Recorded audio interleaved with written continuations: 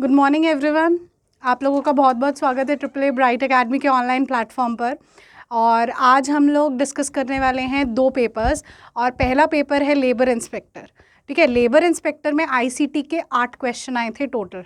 अब जी हम लोगों को बहुत अच्छे से पता है कि लेवल बहुत ज़्यादा ईजी था लेबर इंस्पेक्टर का। ठीक है, लेकिन 8 क्वेश्चन जो हैं वो हमारे आईसीटी के डेफिनेटली ऑनलाइन जो बैच है ट्रिपल ए ब्राइट एकेडमी के ऐप पर वहाँ से कवर हो रहे थे। एक्चुअली बात ये है कि अगर हम कहें कि क्वेश्चन इजी थे और हम लोगों से अटेम्प्ट हो गए, तो अटेम्प्ट इसलिए हो पाए क्योंकि हम लोगों ने थोड़ा हायर लेवल पढ़ा है, तो नीचे वाला लेवल अपने आप कवर अप हो जाता है। ठीक है, सीधी सी बात ये है। लेकिन अगर मैं जर्नली बात करूँ तब भी क्वेश्चंस आसान थे। ठीक है, लेकिन कई बार स्टूडेंट्स को प्रॉब्लम हो जाती है कि हमसे क्वेश्चन सॉल्व नहीं हो पाए, थोड़ा सा कॉन्सेप्चुअल क्वेश्चन था। ठीक है, इसीलिए अगर आप थोड़ा सा अच्छा लेवल पढ़ेंगे तो नीचे वाले ऑटोमेटिकली सॉल्व हो जाते हैं। चलिए, तो पहले हम लोग लेबर इंस्पेक्टर का पेपर डिस्कस कर लेते हैं, उसके बाद हमारे पास रिसर्च असिस्टेंट का पेपर भी है, उसे भी डिस्कस कर लेंगे। ठीक है, जो 22 फरवरी को हुआ था। तो ये दोनों थोड़े से मोस्ट लेटेस्ट पेपर्स हैं हमारे। चलिए डिस्कस कर लेते हैं। पहला क्वेश्चन देखिए, वेरी इजी क्वेश्चन कवर्ड है, बहुत आसान क्वेश्चन है। ठीक है, और आप लोग को आंसर्स आते भी होंगे। तो क्वेश्चन क्या है? HTTPS stands for. HTTPS और HTTP इन दोनों की फुल फॉर्म्स आ जाती है, बहुत बार एग्जाम में आती है। कई बार क्वेश्चन ऐसा भी बनता है कि HTTPS में S का क्या मतलब है, या S स्टैंड्स फॉर, ऐसा भी क्वेश्चन आता है। ठीक है, तो HTTPS full form is hyper text transfer protocol secure, या आप सिक्योर्ड भी कह सकते हैं, सिक्योर कह लो या सिक्योर्ड कह लो। यानी अगर आप नॉर्मल कोई भी वेबसाइट खोल रहे हैं तो वो सब HTTP में ओपन होती हैं। जैसे ऊपर इस तरीके से लिखा आता है एड्रेस बार में, कुछ ऐसा। अगर आप लोग ऑनलाइन बैंकिंग यानी नेट बैंकिंग ओपन कर रहे हैं तो वहाँ पर इंस्टेड ऑफ HTTPS लिखा हुआ आएगा। जो भी साइट्स आर सिक्योर्ड वो सब की सब ओपन होती हैं HTTPS में। ओके, चलिए नेक्स्ट क्वेश्चन पे चलते हैं। देखिए next question, which of the following is not a type of alignment in MS word. Alignment कौन सी नहीं होती है? तो लेफ्ट अलाइनमेंट हमारे पास होती है, सेंटर अलाइनमेंट भी होती है, और जस्टिफाई अलाइनमेंट भी होती है। लेकिन अलाइन नाम से कुछ नहीं है हमारे पास अलाइनमेंट में। इससे एक और क्वेश्चन बन सकता है, वो भी हम लोग ज़रा सुन लेते हैं। और वो आता है क्वेश्चन शॉर्टकट की पर। सेंटर अलाइनमेंट की शॉर्टकट की 2024 के कई पेपर्स में पूछी गई थी। 2024 के 2 से 3 पेपर्स में क्वेश्चन आया था ये वाला। चलिए, तो लेफ्ट अलाइनमेंट की शॉर्टकट की is Ctrl+L, centre alignment is Ctrl+E, और जस्टिफाई इज़ Ctrl+J। और एक और अलाइनमेंट है हमारे पास, सिर्फ 4 टाइप की अलाइनमेंट्स होती है। Next alignment is right alignment, और राइट अलाइनमेंट की शॉर्टकट की इज़ Ctrl+R। ओके, चलिए नेक्स्ट क्वेश्चन पे चलते हैं। Which of the following is not an example of output device. इनमें से कौन सा आउटपुट डिवाइस नहीं है? तो स्पीकर्स आउटपुट डिवाइस है, प्लॉटर भी आउटपुट डिवाइस है, और प्रोजेक्टर भी आउटपुट डिवाइस है। MICR आउटपुट डिवाइस नहीं है। MICR एक इनपुट डिवाइस है। ठीक है, थोड़े से और क्वेश्चन यहाँ पे डिस्कस कर लेते हैं, क्योंकि MICR का नाम आ गया, थोड़ा सा इनपुट आउटपुट डिवाइस आ गया, तो थोड़ी और चीज़ें डिस्कस कर लेते हैं। हम लोगों को ऐसा लगता है कि भाई कंप्यूटर फंडामेंटल है, बहुत आसान होगा, इनपुट आउटपुट डिवाइस ही तो हैं। लेकिन क्वेश्चन बनते हैं, जो मर्जी एग्जाम हो, you will have 1 question from input and output device, definitely have. Okay, चलिए पहला MICR से बिल्कुल बैंकिंग में क्वेश्चन बनाया, और 2 टाइप के क्वेश्चन यहाँ से बनते हैं। एक तो है what is the full form of MICR। तो MICR stands for magnetic ink character reader. देखो, कई बार रीडर लिखा होता है, कई बार रिकॉग्नाइजेशन लिखा होता है। तो भाई दोनों में से कौन सा करेक्ट? दोनों ही करेक्ट हैं, बोथ आर करेक्ट। चाहे रीडर लिखा हो चाहे रिकॉग्नाइजेशन लिखा हो, दोनों चीज़ें करेक्ट हैं, तो इसमें कन्फ्यूजन नहीं होनी चाहिए। दूसरा क्वेश्चन, MICR का काम क्या है, कहाँ इस्तेमाल करते हो?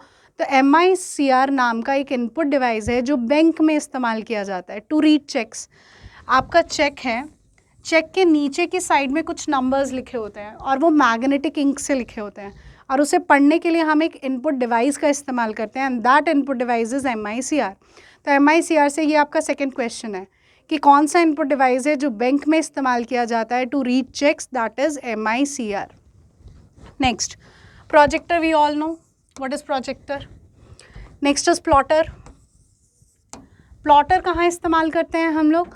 तो प्लॉटर इस्तेमाल करते हैं हम लोग फ्लेक्स बनाने के लिए और ब्लूप्रिंट बनाने के लिए, यानी घर के नक्शे बनाने के लिए।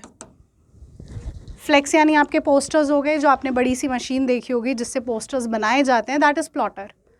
ठीक है, घर के नक्शे बनाने के लिए और फ्लेक्स बनाने के लिए इस्तेमाल करते हैं।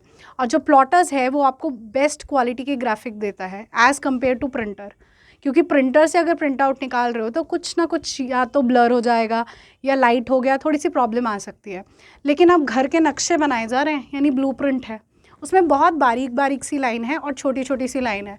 अगर उनमें से एक भी लाइन गायब हो गई तो घर कुछ और ही बनेगा। तो इसीलिए अगर आपसे ये भी पूछा जाए कि बेस्ट क्वालिटी ऑफ ग्राफिक्स कौन प्रोवाइड करता है, तो दैट इज़ प्लॉटर।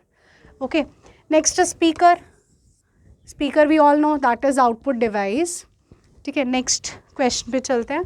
तो कुछ और क्वेश्चंस इन चीज़ों से बन सकते हैं जो मैंने आपको डिस्कस किए। आगे बात करते हैं। नेक्स्ट क्वेश्चन देखिए, पावर पॉइंट से क्वेश्चन है, विच of the following is not a type of transition in power point. सबसे पहले हम इस ट्रांजिशन का मतलब समझते हैं। दो टर्म्स आती हैं पावर पॉइंट में, एक ट्रांजिशन और एक एनिमेशन। जैसे हम लोगों ने पावर पॉइंट पे काम किया है तो हमें ये बात पता है कि हम लोग इफेक्ट्स अप्लाई करते हैं। इफेक्ट्स यानी मूवमेंट्स, या तो हमारी स्लाइड मूव कर रही है, किसी ना किसी तरीके से मूव कर रही है, that is transition in power point. ठीक है, जब आप लोग इफेक्ट्स ऑन स्लाइड लगाते हो यानी सिर्फ आपकी स्लाइड की मूवमेंट हो रही है, उसे ट्रांजिशन कहा जाता है। जब हम लोग एनिमेशन की बात करते हैं तो एनिमेशन में इफेक्ट्स ऑन ऑब्जेक्ट्स है, ऑब्जेक्ट्स इनसाइड द स्लाइड। अब ऑब्जेक्ट्स इनसाइड द स्लाइड का मतलब है ऑब्जेक्ट कुछ भी हो सकता है स्लाइड के अंदर। स्लाइड के अंदर आप क्या प्रोवाइड करते हो, या तो टेक्स्ट हो सकता है, या टेबल हो सकता है, या कोई भी पिक्चर हो सकती है। ठीक है, तो जब किसी भी टेक्स्ट पे, किसी भी पिक्चर पर या किसी टेबल पर that is inserted inside the slide, उस पर जब आप लोग इफेक्ट्स अप्लाई करते हो तो उसको एनिमेशन कहा जाता है। अब जब आपकी सिर्फ स्लाइड पर मूवमेंट्स हैं, स्लाइड पर इफेक्ट है, that is known as transition. Okay, तो ये क्वेश्चन भी हमारे पास बन जाता है। तो ज़रा ये दो वर्ड्स ध्यान रखेंगे। अब इस क्वेश्चन पर आ जाते हैं, which of the following is not a type of transition in power point. तो हमारे पास फेड भी है, पुश भी है, स्प्लिट भी है, लेकिन स्पॉट नहीं है। एक क्वेश्चन और डिस्कस कर रही हूँ यहाँ पर मैं आप लोगों को, यही सेम क्वेश्चन, लेकिन इसके ऑप्शंस कुछ और हैं। तो ये भी किसी एग्ज़ाम में क्वेश्चन पूछा गया है, तो इनकेस आगे कभी एग्ज़ाम में पूछ लिया जाए तो कुछ और ट्रांजिशन इफेक्ट्स हमें पता होने चाहिए। ओके, तो सेम क्वेश्चन है, विच of the following is not a type of transition in power point, but यहाँ पर मैं ऑप्शन चेंज कर रही हूँ। ठीक है, अब आपके पास ऑप्शंस हैं। पहला ऑप्शन है आपके पास blink diagonal, blink diagonal. Second option है आपके पास डिसॉल्व।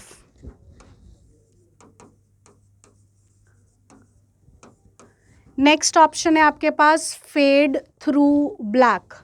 नेक्स्ट ऑप्शन है blinds vertical. Okay, C option है फेड थ्रू ब्लैक,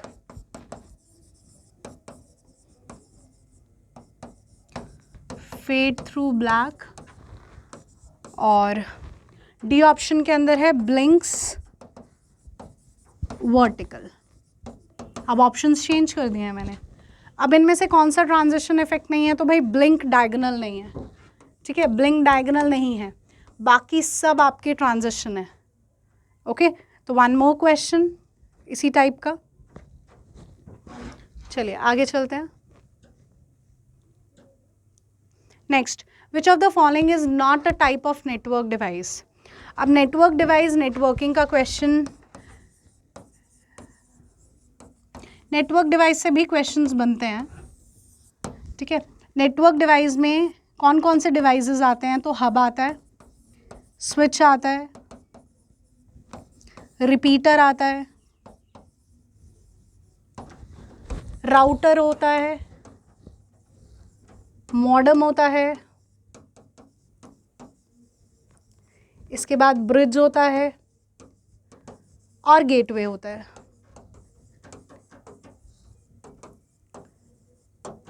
ठीक है, तो ये सारे के सारे आर नेटवर्क डिवाइसेस। तो इनमें से कौन सा नाम नहीं है? ब्लूटूथ। तो ब्लूटूथ आपका नेटवर्क डिवाइस नहीं है, बाकी सब ऑल आर नेटवर्क डिवाइस।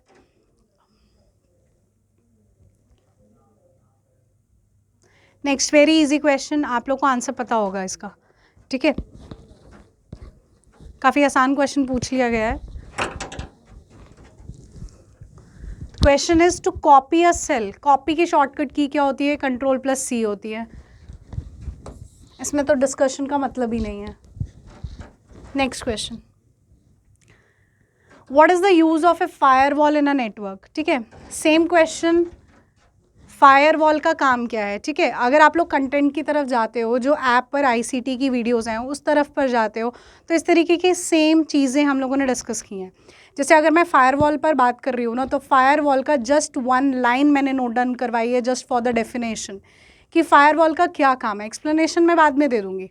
ठीक है, फायरवॉल का काम क्या है? It prevent from unauthorized access. यही एक स्टेटमेंट है डेफिनेशन के लिए, इससे एक्स्ट्रा एक पॉइंट नहीं है। And this is your question, और इसका ऑप्शन भी चेक कर लो आप लोग।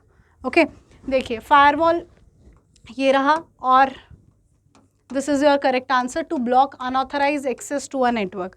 अब एक्सप्लेनेशन पर चलते हैं। अनऑथराइज कौन हो गए? देखिए, आप लोगों ने कभी कभी अपने फ़ोन में अपना मेल ID ओपन कर रखा है, या अपना व्हाट्सएप चल रहा है हमारे फ़ोन में। अब किसी PC में, किसी और लैपटॉप में, किसी और PC में मैं अपना व्हाट्सएप लॉगिन कर देती हूँ।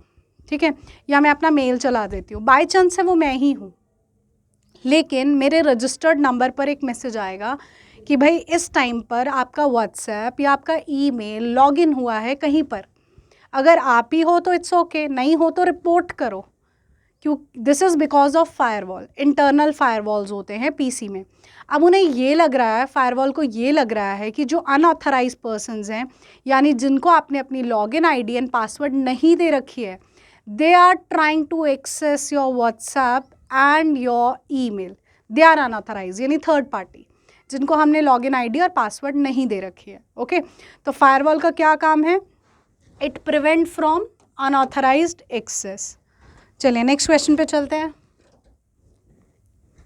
विच of the following is not a type of chart in MS Excel? MS Excel से क्वेश्चन है, ये भी चीज़ें डिस्कस्ड हैं। और क्लर्क, PSSS भी क्लर्क में भी क्वेश्चन था एक चार्ट से रिलेटेड, और इंसर्ट चार्ट की शॉर्टकट की पूछी गई थी। ठीक है, तो इंसर्ट चार्ट की शॉर्टकट की इज़ F11। और कौन से टाइप का चार्ट नहीं है? तो कॉलम चार्ट है हमारे पास, बार चार्ट है, पाई चार्ट है, एक्सेस चार्ट नहीं है। देखिए, कॉलम बार चार्ट कुछ इस तरीके के होते हैं। कॉलम चार्ट, ये बार चार्ट है, वर्टिकल और हॉरिजॉन्टल हो गया है कॉलम और बार चार्ट। इसके बाद हमारे पास लाइन चार्ट भी होता है, line chart, area chart, pie chart, donut chart, radar chart, stock market chart,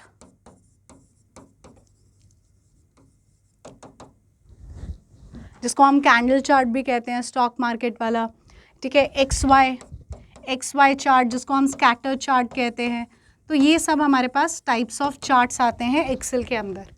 okay, और इंसर्ट करना है अगर चार्ट को MS Excel के अंदर, तो वो इंसर्ट ऑप्शन में आता है। इंसर्ट नाम का टैब है जिसके अंदर चार्ट नाम का ऑप्शन आता है। ठीक है, टू इंसर्ट अ चार्ट, और F11 is the shortcut key to insert a chart, और these are the types of charts. Okay, तो दीज वर द 8 क्वेश्चंस जो हमसे लेबर इंस्पेक्टर में पूछे गए थे। ठीक है, चलिए आगे बढ़ते हैं। PSSB रिसर्च असिस्टेंट, और बात ऐसा है कि स्टूडेंट्स कह रहे हैं कि वेरी इजी पेपर, तो भाई आप लोगों ने प्रैक्टिस की होगी तभी इजी पेपर। अगर हम लोगों ने बिल्कुल मेहनत नहीं की है तो यही आसान क्वेश्चन हमारे लिए मुश्किल हो जाते हैं। अगर हमने पढ़ा ही नहीं है तो हम इनके आंसर्स कैसे कर पाएंगे? सीधी सी बात ऐसी। तो आप लोगों ने पढ़ा है, जिसकी वजह से ये क्वेश्चंस आसान थे। चलिए आगे बात करते हैं। PSSB रिसर्च असिस्टेंट 22 फरवरी 2025। पहला question, which of the following is not a view supported in MS power point. ये मैं हर बार बोलती हूँ, पावर पॉइंट से क्वेश्चन व्यूज़ का डेफिनेटली बनता है, टाइप्स ऑफ व्यूज़ का। ठीक है, चंडीगढ़ ASI में भी पूछा गया था, कई पेपर्स में ये क्वेश्चन आता है, तो वेरी इंपॉर्टेंट। देखिए पावर पॉइंट में कौन कौन से व्यूज़ आते हैं, टाइप ऑफ व्यूज़ कौन कौन से आते हैं। तो पहला व्यू आता है नॉर्मल व्यू,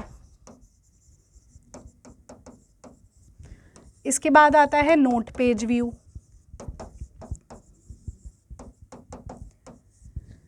इसके बाद आता है hand out master,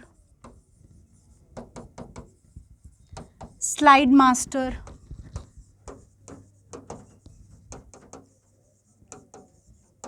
slide sorter view,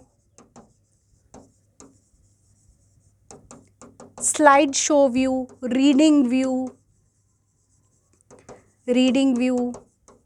slide show view,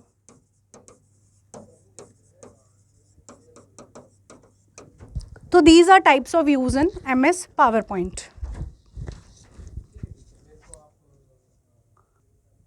अब टाइप्स ऑफ व्यूज़ में ज़रा ऑप्शन चेक कर लो कौन सा टाइप ऑफ व्यू नहीं है। तो स्लाइड सॉर्टर व्यू है, आउटलाइन व्यू भी है, नॉर्मल व्यू भी है, लेकिन प्रिंट पेज व्यू नहीं है।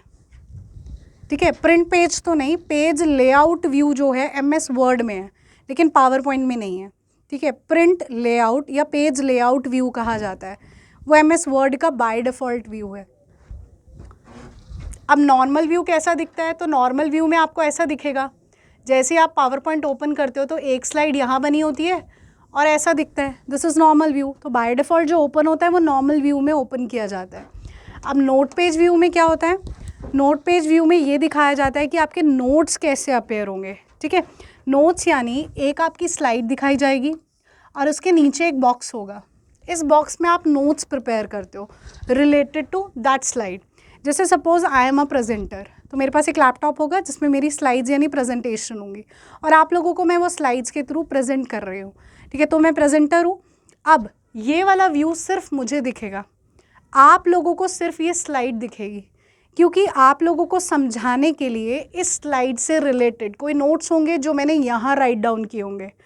तो ये वाला व्यू सिर्फ प्रेजेंटर को दिखता है, क्योंकि प्रेजेंटर ने उस स्लाइड की एक्सप्लेनेशन के लिए नीचे कुछ नोट्स बना रखे हैं।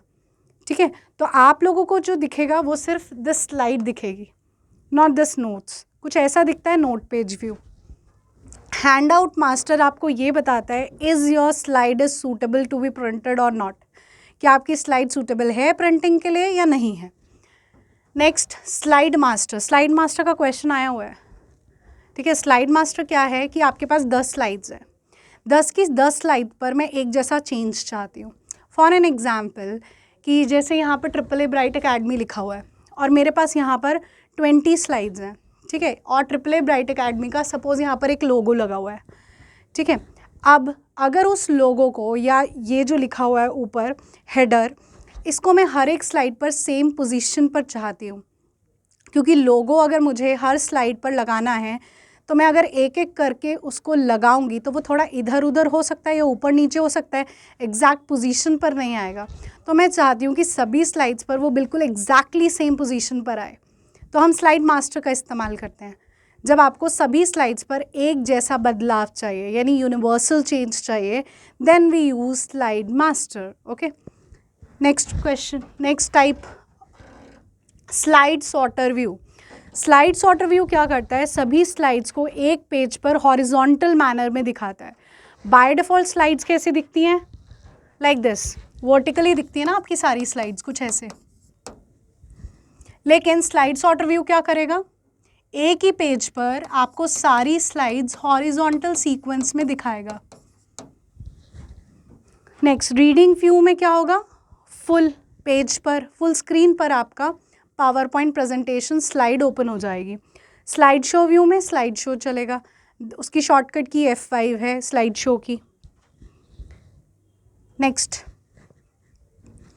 क्वेश्चन देखिए, Which symbol is used to convert a relative address to an absolute address in MS Excel?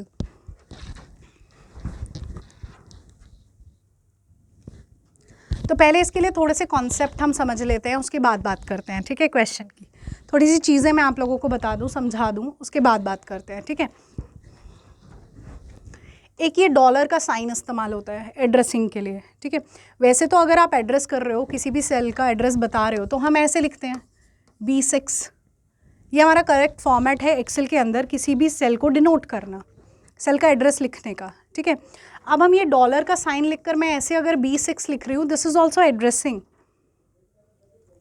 इसे बोला जाता है रेफरेंस ऑपरेटर। Reference operator. अब ये रिलेटिव एड्रेस क्या होता है, इसके बारे में भी सुन लेते हैं ज़रा हम लोग। अगर मैंने ऐसा लिखा है B6 या मैंने A1 लिखा है, तो इसे कहा जाता है रिलेटिव एड्रेस, ठीक है। ये आपका रिलेटिव एड्रेस है। अब आपको एब्सोल्यूट एड्रेस में चेंज करना है, ठीक है। एब्सोल्यूट एड्रेस में चेंज करने के लिए आप ये डॉलर का साइन इस्तेमाल करते हो, क्योंकि इस डॉलर के साइन को एब्सोल्यूट रेफरेंस ऑपरेटर भी कहा जाता है। एब्सोल्यूट रेफरेंस ऑपरेटर, इसके टाइप्स होते हैं, ठीक है। अगर आप एब्सोल्यूट रेफरेंस ऑपरेटर में लिख रहे हैं तो आप ऐसे लिख रहे हैं, ऐसे रो और कॉलम के आगे डॉलर का साइन। अब इससे चेंज क्या हो जाता है, जिसके आगे भी आप डॉलर का साइन इस्तेमाल कर लेते हो, चाहे वो रो हो चाहे वो कॉलम हो, वो चीज़ फिक्स हो जाती है, that will not move.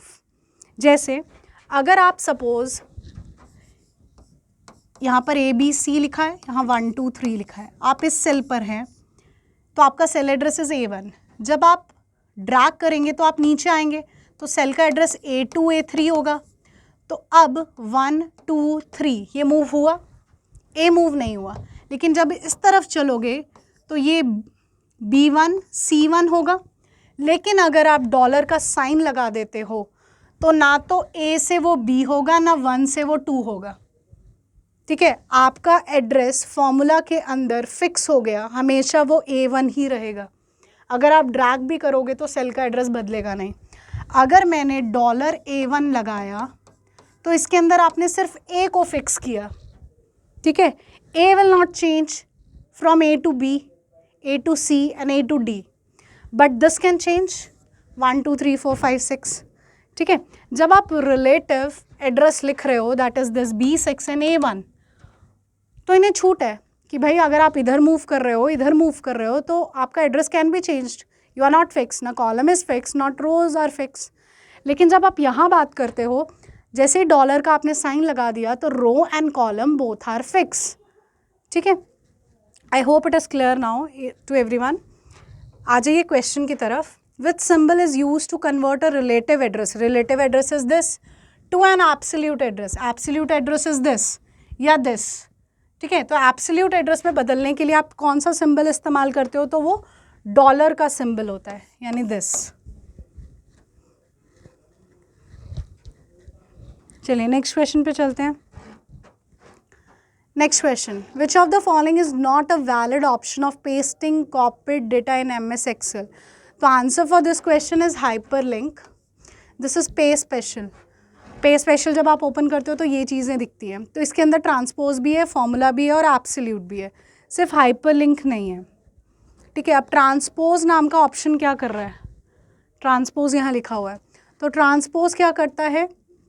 Orientation को रोटेट करता है। What is orientation? तो ओरिएंटेशन दो टाइप की है, एक इज पोर्ट्रेट एंड एक इज लैंडस्केप, ठीक है। तो यानी वो ओरिएंटेशन को बदल देगा।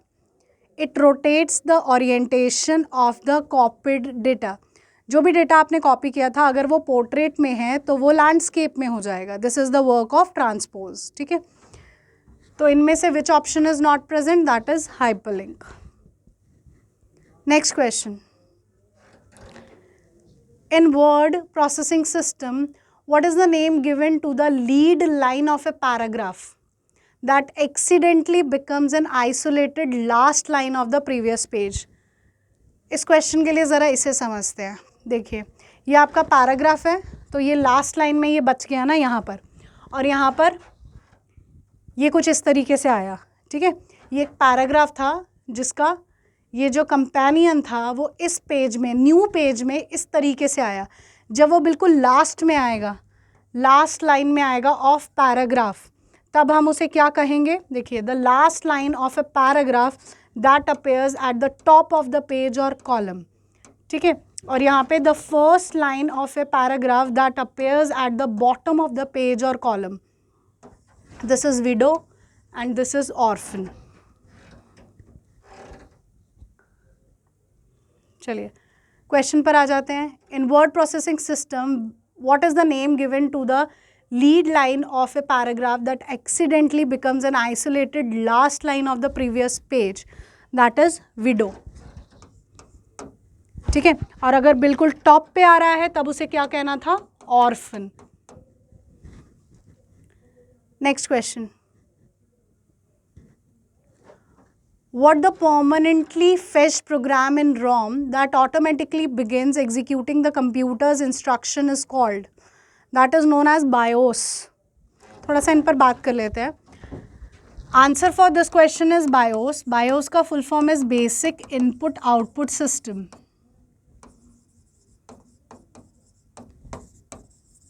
अब बायोस होता क्या है?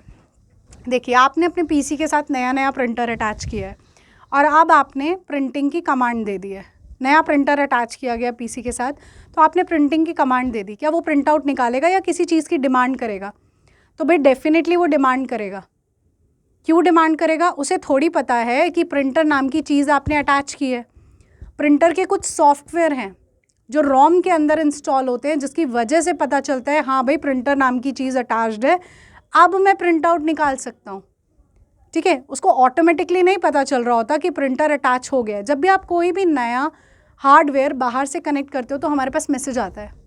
अगर सपोज़ आप लोग स्पीकर अटैच कर रहे हो, प्रिंटर अटैच कर रहे हो, डिजिटल टैबलेट इस्तेमाल कर रहे हो, तब कंट्रोल पैनल में जाकर ऐड डिवाइस करते हो, ठीक है, और कॉन्फ़िगर करते हो। कॉन्फ़िगर में क्या कर रहे हो? बायोस कॉन्फ़िगर कर रहे हो, यानी उनके जो सॉफ्टवेयर है वो इंस्टॉल कर रहे हो।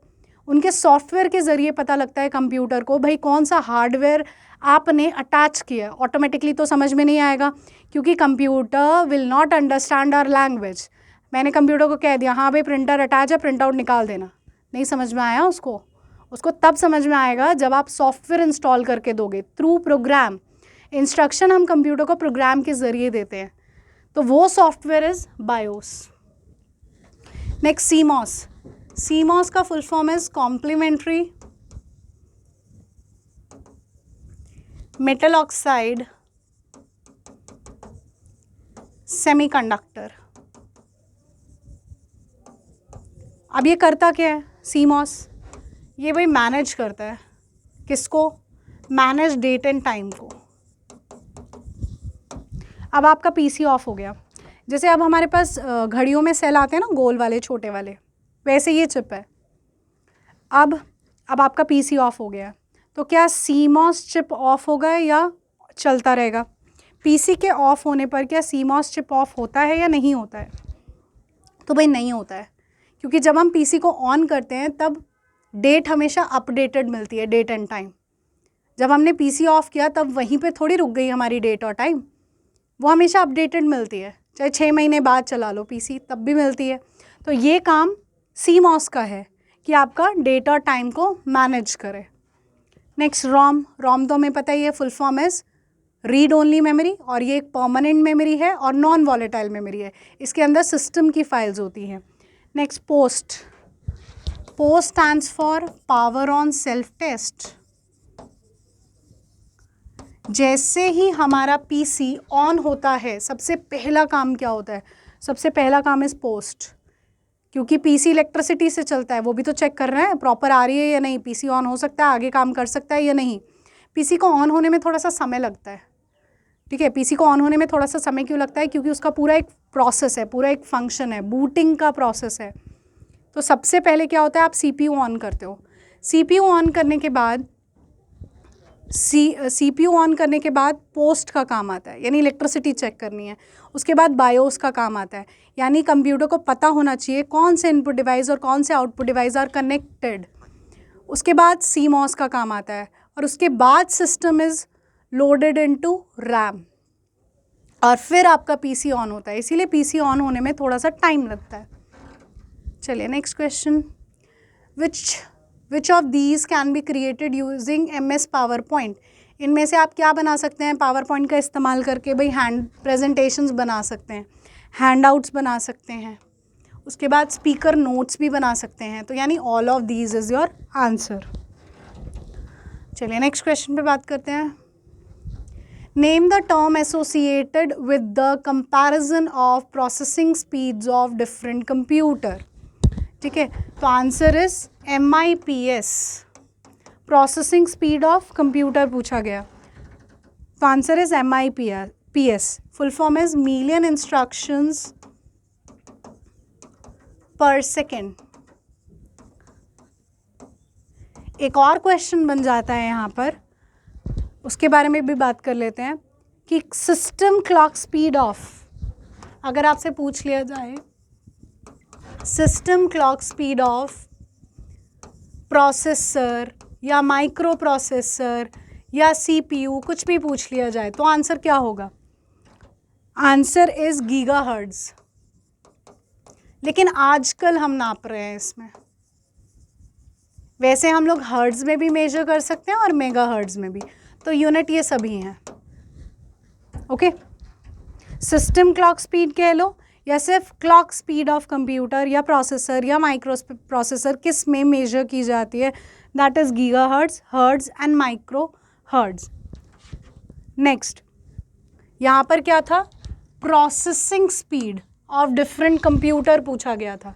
तो answer is MIPS, that is million instructions per second. Next question, which of the following does uniquely identify a website? That is URL. Uniform Resource Locator। ठीक है, जो क्या बताता है? एड्रेस बताता है। कोई भी वेबसाइट इंटरनेट में कहाँ पड़ी है, उसका क्या लोकेशन है, ये बताता है URL। और URL का फंक्शन क्या है, ये भी हमारे पास एग्जाम में क्वेश्चन बनता है। तो दोनों चीज़ें आर इम्पॉर्टेंट, फुल फॉर्म को लेकर या इस तरीके से क्वेश्चन पूछ लिया गया या पूछा गया URL का काम क्या है, तो ये क्वेश्चंस बनते हैं। आइए आगे बात करें। लीजिए अगला क्वेश्चन, द टर्म टर्मिनोलॉजी URI पे बात करते हैं। URI इक्वल टू URN प्लस URL। ठीक है, तो URL तो हमने पढ़ लिया, uniform resource locator, URN is uniform resource name, URI is uniform resource identifier. ठीक है, अब काम क्या है URI का? तो URL path specification for a device और सर्वर रिसोर्स।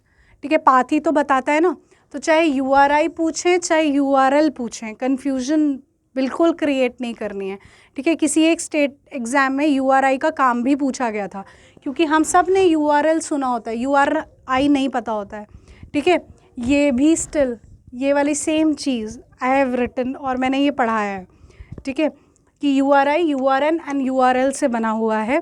ठीक है, तो इसीलिए अगर काम URI का पूछा जाए या URL का पूछा जाए, आंसर सेम रहने वाला है। जस्ट फॉर द कन्फ्यूजन ये आप लोगों से क्वेश्चन पूछा जाता है, क्योंकि URL हमने सुना होता है, URI नहीं सुना होता, थोड़ा सा टेक्निकल टर्म्स में आ जाता है इसलिए। चलिए नेक्स्ट क्वेश्चन, विच की combination is use for changing the case of the selected text in MS Word? Answer is shift plus F3। ये चेंज केस है, चेंज केस।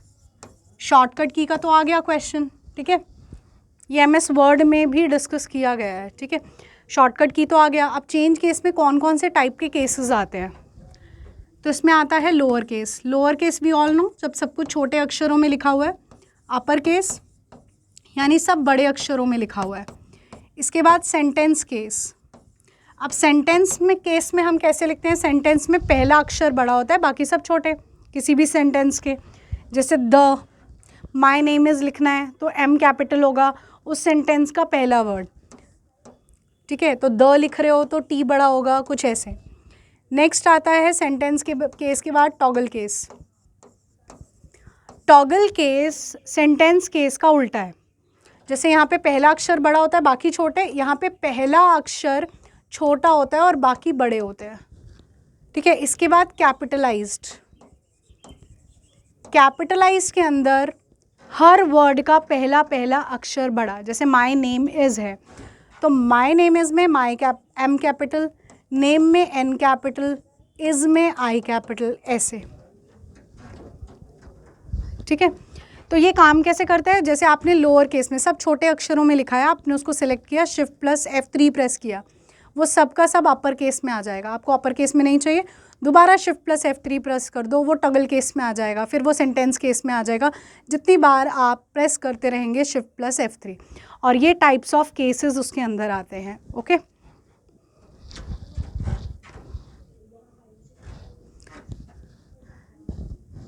ठीक है। तो these are the two papers जो अभी लेटेस्टली हुए हैं, लेबर इंस्पेक्टर का एंड रिसर्च असिस्टेंट का। ठीक है। तो ये सारे के सारे क्वेश्चंस आर कवर्ड जो ऑनलाइन बैच प्रोवाइडेड है ऐप पर AAA ब्राइट एकेडमी की, ये सारे क्वेश्चंस कवर हो रहे हैं। ओके, तो आई होप आप लोगों को ये क्वेश्चन समझ में आए हों, और इससे आप लोगों के और भी क्वेश्चंस अटेम्प्ट हो सकते थे जो मैं यहाँ पे डिस्कस कर रही हूँ कि इस तरीके के और क्वेश्चन इससे बन सकते हैं। ठीक है। तो thank you so much for today's class.